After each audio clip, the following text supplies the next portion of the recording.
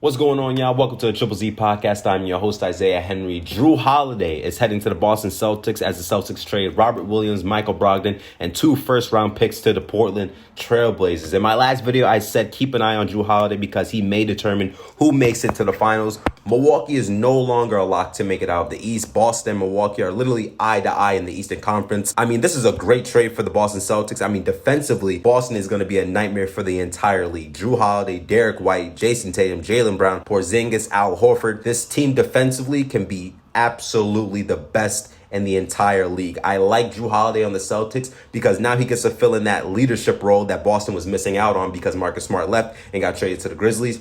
He's the only player with championship experience, so that can definitely motivate people like Jason Tatum and Jaylen Brown to up their game to another level. Boston may have the advantage over the Bucks because Jrue Holiday's been with the Bucks for 3-4 years now. He knows how the offense generates in Milwaukee, and he may be able to give some pointers on how to stop Giannis on the offensive side of the ball and expose some of his weaknesses. I feel bad for the other teams though in the Eastern Conference. I mean, 76ers is dealing with James Harden and his antics. I mean, the Heat, really, they made it to the finals last year. They really might not make it to the playoffs this year because they waited too long for Dame. They didn't get Dame. There was rumors that they were like front runners to get Jrue Holiday. Jrue Holiday goes to the Celtics. I mean, wow. Cleveland still has some more experience to gain and about winning at the highest level. The Knicks, they're good, but they're not in the same atmosphere as Boston and Milwaukee.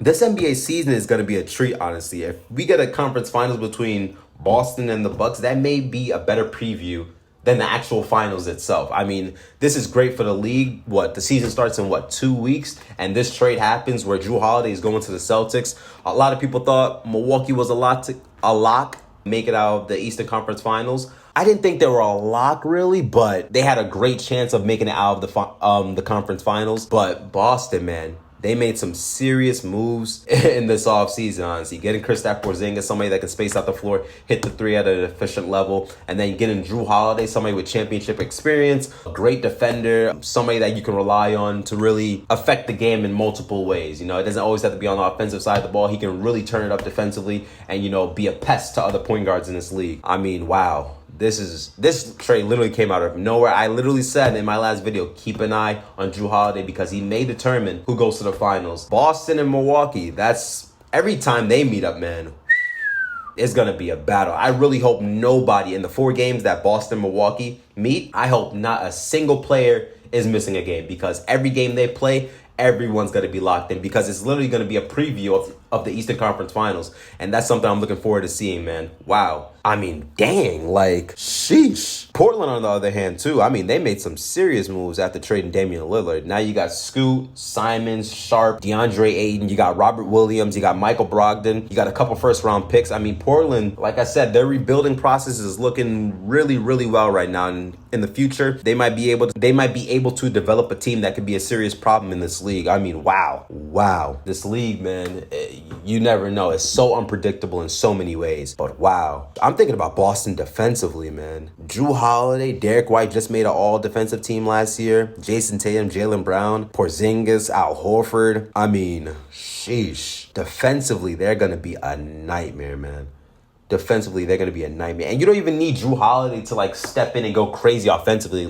Jason Tatum and Jaylen Brown, they're going to do most of the heavy lifting offensively. But when you have Derek White who can hit the 3-ball, defend at a high level, adapt to any situation to help his team win, that's always a plus to have on your team. Jrue Holiday is a great facilitator, one of the best, if not the best two-way guard in the league with championship experience. That's another positive to have.